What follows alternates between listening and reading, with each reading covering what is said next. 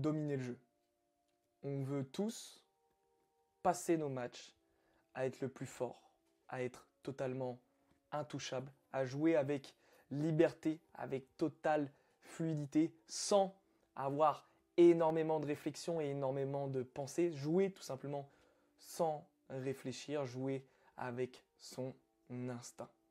Tu sais, ce genre de moment où la veille d'un match, quand tu te couches, tu imagines toutes les choses incroyables que tu voudrais faire demain lors de ton match. Le fait d'impressionner tous tes coéquipiers, le fait d'être le plus fort, le fait d'être juste dans ta posture, être tellement bien, être tellement beau, avec peut-être le brassard, avec le meilleur poste possible pour toi, en montrant à tout le monde et les supporters disent mais prenez ce joueur est trop fort, mais il est intouchable. Et surtout toi, te sentir totalement en adéquation avec le terrain, tes coéquipiers, tout, mais vraiment tout te réussit, tu es là au bon moment, tu récupères tous les ballons, tu frappes, tu marques ce but à la 92e, tu sauves ce ballon sur ta ligne à la 94e, tu es le personnage principal du film. Ou, et tu as sûrement déjà connu cette situation, tu refais le match, justement, on est à la fin du week-end, tu vas te coucher à nouveau et tu imagines tout simplement toutes tes actions que tu aurais pu faire de mieux, le caractère que tu pourrais avoir et que tu aurais pu avoir en plus, le fait de dribbler, de tirer à ce moment-là. Pourquoi je n'ai pas tiré? Pourquoi je suis retourné en arrière? Pourquoi j'ai rajouté une touche alors que j'aurais dû, avec l'instinct, frapper directement? Aujourd'hui, la problématique, c'est que vous n'avez pas du tout le système et les codes pour dominer un match de football durant 90 minutes. Il vous manque beaucoup trop de composantes importantes pour obtenir une telle situation.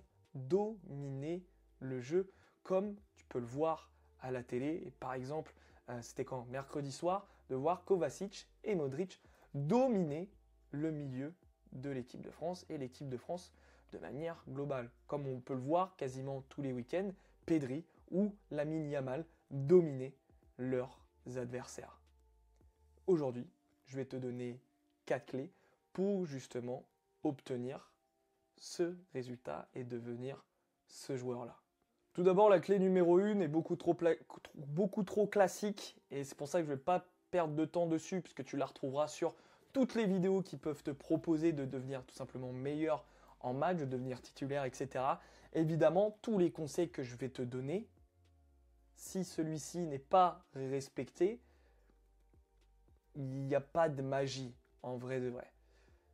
Si tu ne viens pas préparer physiquement, techniquement, tu vas pas faire grand chose, surtout si tu fais partie des joueurs qui jouent à un bon niveau.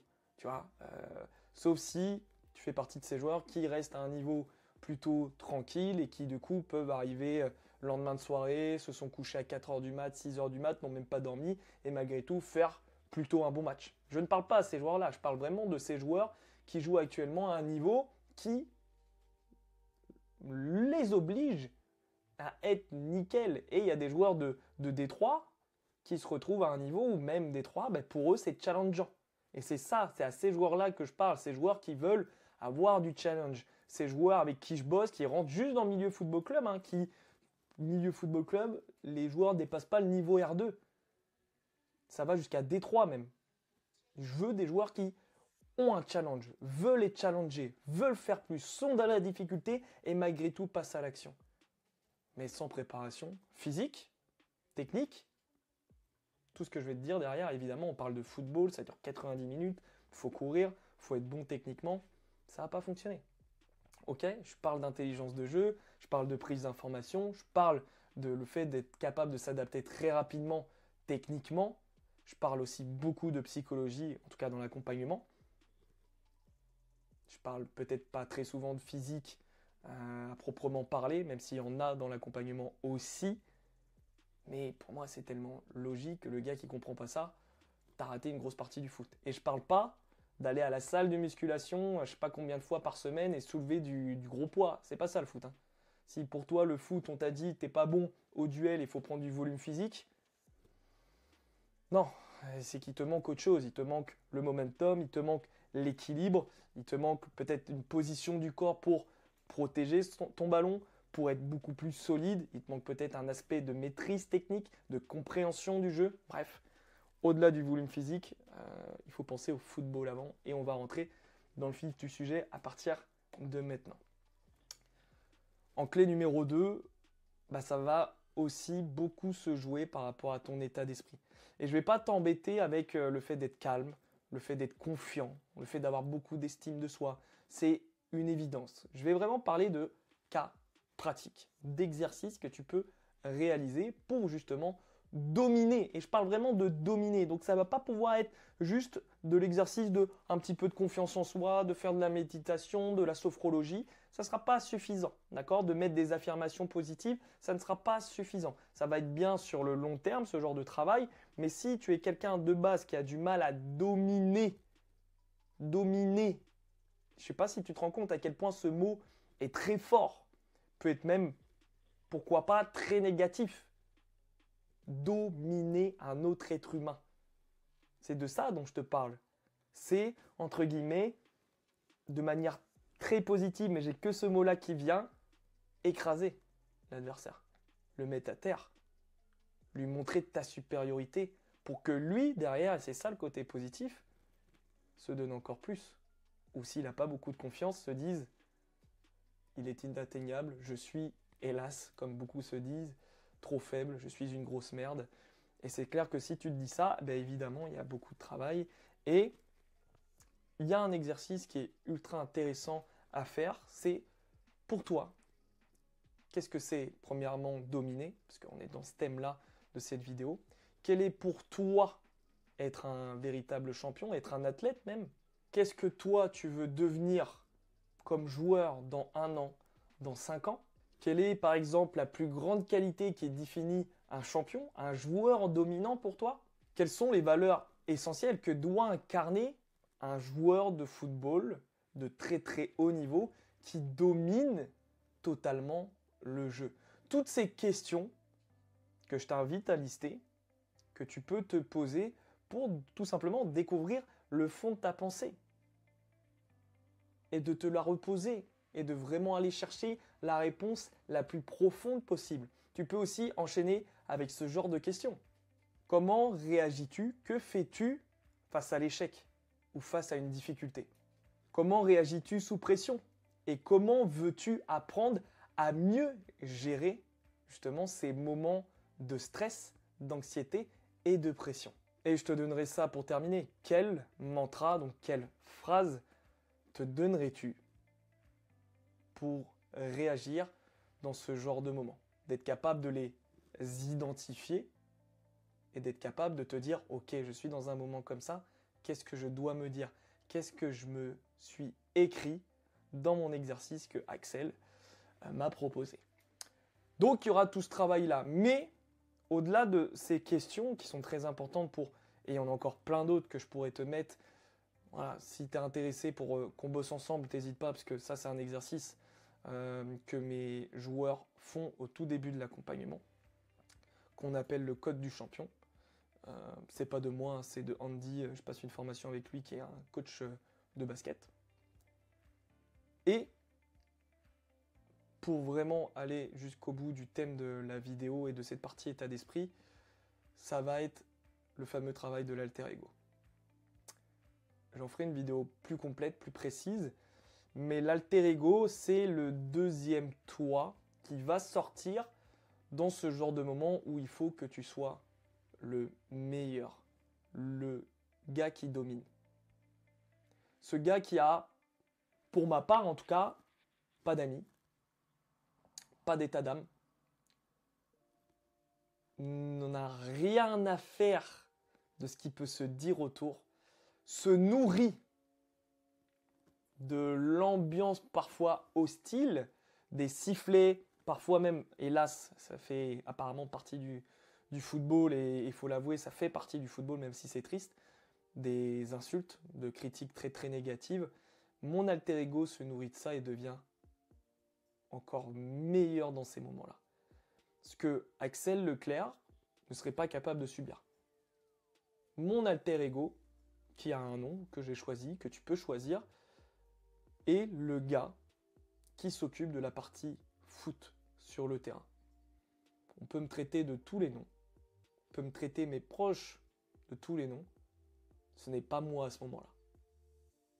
Je suis insubmersible. Et pour dominer, il faut être insubmersible. Est-ce que l'alter ego, est-ce que dominer veut dire tout réussir à 100%? Faire les meilleures décisions à 100%? Ça serait trop beau et aucun footballeur sur cette planète n'a rendu un jour une copie aussi parfaite.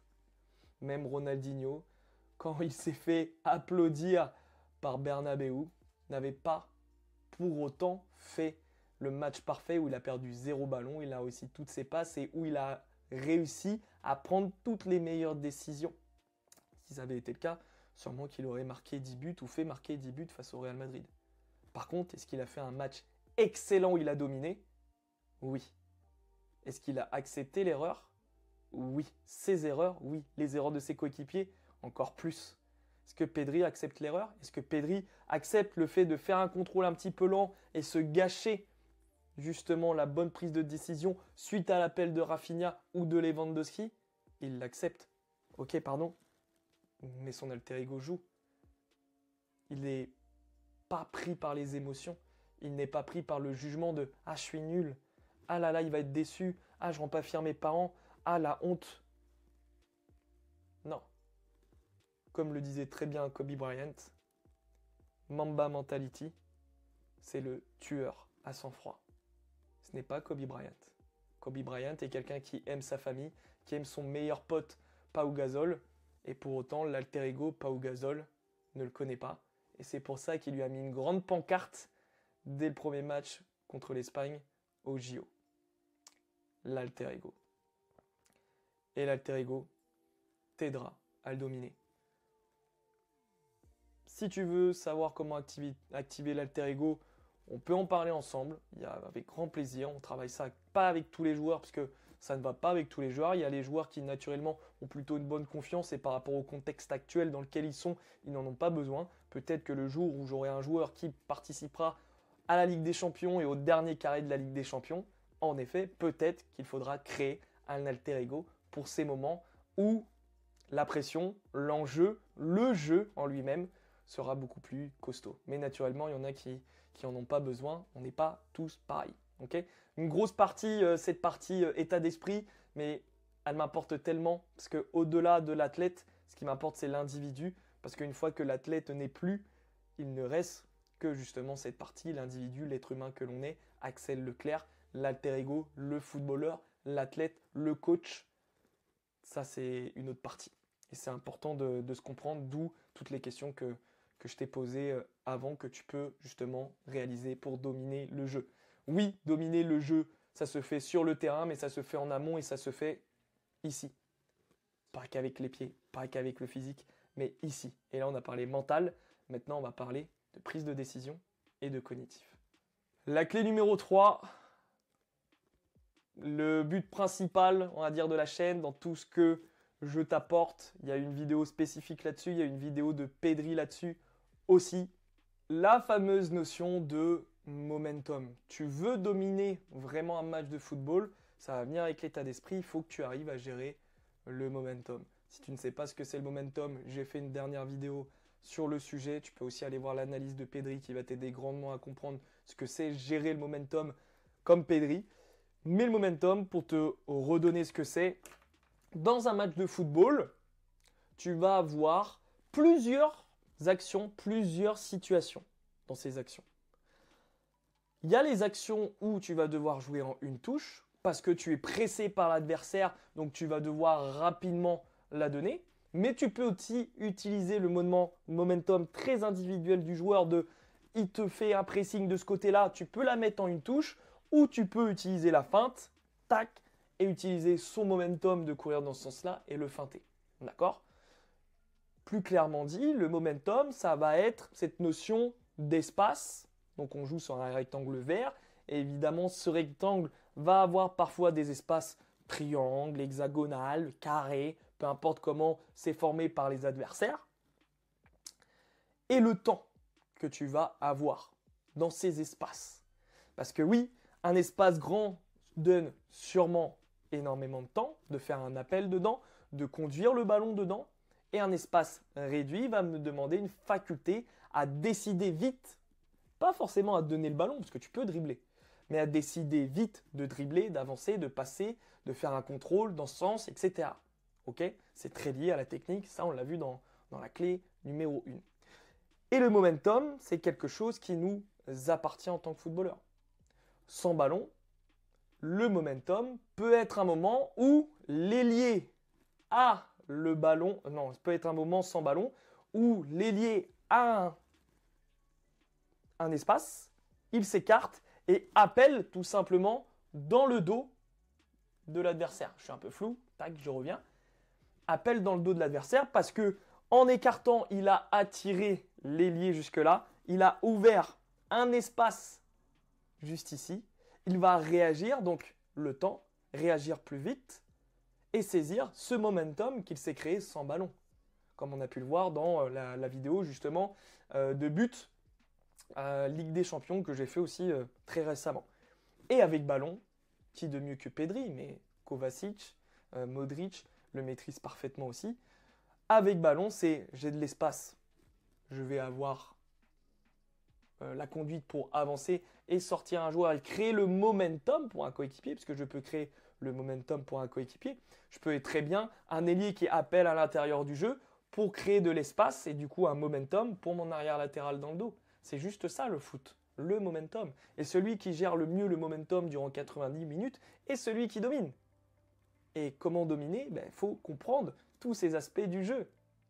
Le fameux principe du joueur qui sort, les carrés magiques. Selon ma position dans le carré, il va se passer plus ou moins de choses, bien que le football n'est pas une science exacte. Ça donne des billes et ensuite, c'est les joueurs qui s'approprient les principes. Parce que moi, je donne uniquement des principes. Les stratégies, comment ils les utilisent du coup. Les stratégies, c'est comment j'utilise les principes qu'Axel me transmet. C'est par rapport à eux comment ils veulent jouer au foot. Un joueur qui fait 10 secondes au 100 mètres et un joueur qui fait 14 secondes au 100 mètres, grosso modo, ne va pas utiliser mes principes de la même manière. Moi, ma vision du foot, ma vision du jeu, ma psychologie aussi, qui est très importante, que l'on voit justement dans l'accompagnement, quelle est ta psychologie de jeu, qui est très liée à ta psychologie de vie très souvent. Comment tu es en relation avec les autres, comment tu vas partager le ballon ou moins le partager, comment tu vas conserver le ballon ou plus te projeter, donc être plus horizontal ou être plus vertical. Cela va dépendre d'un joueur à un autre. Donc du coup, les stratégies ne sont pas les mêmes. Je ne peux pas venir avec mon expérience du foot en disant il faut faire ci, il faut faire ça dans telle situation. Non, pas du tout. C'est pas du tout ce que je fais. C'est comment toi tu utilises les principes et comment toi tu saisis le momentum. Je vois derrière, j'ai mis en fond, je vois le but de ce jeune Léo qui, le momentum, il le maîtrisait de manière instinctive parce que depuis tout petit, il s'est mis dans les conditions et il a eu l'environnement pour devoir apprendre la pression, les terrains un peu pourris, la pression des adversaires. Il était petit, il devait décider autrement, réfléchir autrement parce que les grands, eux, gagnent les duels, courent plus vite. En 3 foulées de Messi, il en fait une. Tu es obligé de comprendre les règles du jeu. Pedri n'est pas le plus rapide, il est obligé de comprendre les règles du jeu. Modric n'est pas le plus grand et le plus physique, il est obligé de comprendre les règles du jeu et de ce momentum. Xavi est obligé de comprendre les règles du jeu et du momentum. Donc tout ça, c'est le momentum. Toutes ces micro-situations de avec et sans ballon que tu peux créer pour un coéquipier, que tu peux créer pour toi-même. J'ai un espace, je peux avancer en conduite. Axel a dit, quand j'ai un espace, j'avance en conduite. Est-ce que c'est obligatoire? Si Pedri a un espace, mais voit Rafinha faire un appel où lui a un meilleur momentum que lui-même, pour l'objectif principal au foot, c'est marquer un but. Il y a une direction, c'est les buts qui nous le donnent, la direction, le sens du jeu. Il va lui donner le ballon. Parce que c'est lui qui a le momentum, qui s'est peut-être créé derrière. Et moi, je vais lui confirmer le fait de donner ce momentum. Et ça vient avec l'expérience et la création de modèles de jeu, tout simplement. on passe à la clé numéro 4. Clé numéro 4, idem. Encore une fois, c'est une vidéo où je vous donne des clés. L'objectif, c'est que chacune de ces clés soit revue, notamment la clé sur l'alter ego, enfin la partie alter ego, et cette clé que je vais te donner maintenant. La clé numéro 4, ça va être la fameuse boucle, qui est extrêmement importante pour pouvoir dominer le jeu, parce que sans ça, tu peux être prêt physiquement, techniquement, et connaître le jeu, et pour autant, rien ne se passe. C'est la boucle de perception-action. Qu'est-ce que c'est la boucle perception-action-Axel? Eh bien, c'est très simple, très logique. Tu me connais. Je ne suis pas du genre à utiliser des mots ultra savants, ultra compliqués, à compliquer les choses. J'aime bien que ça soit efficace. Alors parfois, je parle beaucoup parce que j'adore parler foot. Mais la perception, c'est juste le fait de voir, percevoir, sentir dans son dos quelque chose qui arrive. C'est ça la perception. C'est pas forcément que le regard. C'est une aura autour de toi, comme si tu avais une sphère, et tout d'un coup, il y a quelque chose qui rentre dans cette sphère, et du coup, tu le sens arriver. Et il y a aussi le fait de prendre l'info, donc de voir et de traiter de l'information, de traiter cette sensation. Parce que c'est ça aussi. On ne le dit pas assez, mais on parle d'information, et moi le premier, mais il y a aussi la sensation. Et il y a des joueurs qui maîtrisent mieux la sensation que d'autres. Parce qu'ils s'écoutent un peu plus et maîtrisent un peu plus leur corps et leur aura. Bon, je ne vais pas aller plus loin là-dessus. La perception, c'est le fait, pour simplifier, de percevoir quelque chose dans son environnement.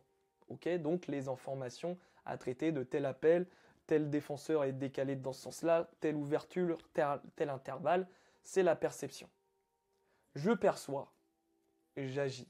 Perception, action. Et le problème, c'est que si ce chemin de perception-action est très lent, pas très efficace, n'est pas très fluide, bah tu peux voir et malgré tout faire la passe trop tard. Et ça arrive à combien d'entre vous? Énormément. Tu peux faire le contrôle, percevoir l'espace, et on te dit tu dois améliorer ta vitesse, alors qu'en fin de compte, c'est juste comment tu perçois et comment tu décides, donc comment tu passes à l'action. Et cette boucle perception-action est là constamment durant un match de football, que tu décides ou pas de faire la passe et de perdre le ballon.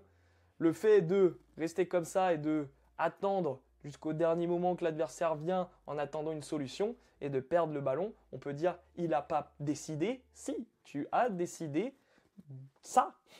On est toujours dans l'action. L'inaction n'existe pas. L'inaction, c'est si en effet au milieu du terrain de foot, tu es comme ça et tu bouges pas, tu penses à rien.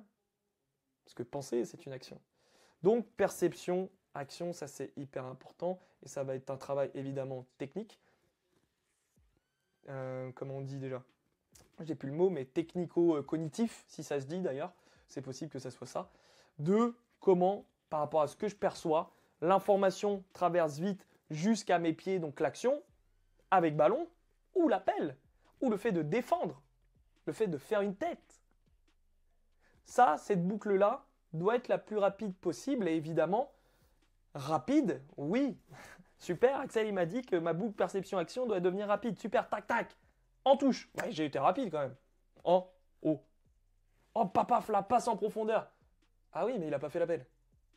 Qualité de la prise d'information. Comment tu arrives à traiter les informations. C'est pour ça que dans le trading Massia, dans le milieu football club, mais aussi dans le milieu Elite Pro, parce que évidemment, les joueurs en accompagnement ont accès à toutes mes connaissances et même les futures connaissances que je vais avoir. Parce que ça ne s'arrête jamais. C'est le fait de « Ah, il y a une couleur, je dois prendre telle décision. Ah, je dois avancer, il y a un exercice avec des flèches. Je dois prendre en compte que la flèche de cette couleur-là. Ah ouais, mais quand il y a plein de flèches dans tous les sens, ah oui, c'est avancer. C'est avancer. Donc là, il faut être capable de bien décider en traitant correctement l'information. Et ça, c'est hyper important si, encore une fois, on revient sur le thème, si tu veux dominer le jeu. Comment veux-tu dominer un jeu 11 contre 11 sans être capable de décider au tac au tac? Et comme je le dis toujours, il y a le respect du processus. Le processus, c'est j'apprends. Au départ, peut-être que je vais avoir besoin de réfléchir à ce que m'a dit Axel, ce que j'ai vu en vidéo, ce qu'on a vu dans le rapport vidéo et dans le visio de coaching. Et à un moment donné, ce processus, qui peut être plus ou moins lent selon le joueur à comprendre, va se fluidifier. Parce que ce qui est bien dans l'analyse vidéo et dans les séances d'entraînement comme ça, c'est que c'est réel, c'est visuel et c'est de la mise en action.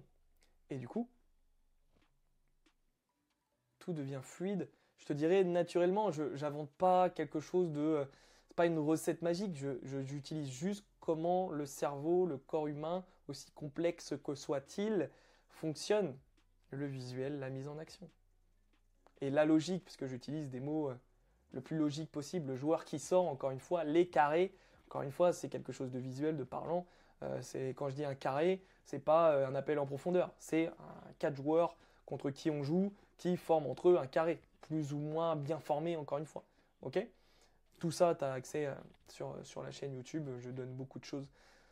Mais voilà, tu veux dominer, évidemment, il faut venir préparer physiquement et techniquement et mentalement. On l'a vu, l'état d'esprit que tu dois avoir, oui, la confiance, oui, le calme, mais comment on crée ça? Et je t'ai donné 2 outils qui me semblent intéressants, et notamment celui de l'alter ego que moi j'adore, vraiment, genre, c'est tellement bien, je me crois dans un film ou même dans un jeu vidéo, et j'aime bien les jeux vidéo. Encore une fois, c'est comme tout, c'est à quel point tu le consommes. Bon, il y a des choses qu'il ne faut pas du tout consommer, les jeux vidéo en feraient sûrement partie, mais il faut savoir le doser. Momentum, la clé numéro 3, c'est l'histoire d'un match de football. Si tu l'as toujours pas compris que maîtriser le momentum, c'est hyper important, je sais pas quoi te dire, poulet. Moi, je peux pas faire autrement. Et la clé numéro 4, cette fameuse boucle de perception-action que tu dois améliorer. Donc la quantité d'informations que tu vas avoir qui peut venir justement te bloquer l'action. Percevoir trop d'informations et ne pas être capable de les traiter, ça fait comme si tu avais un goulot qui était juste comme ça.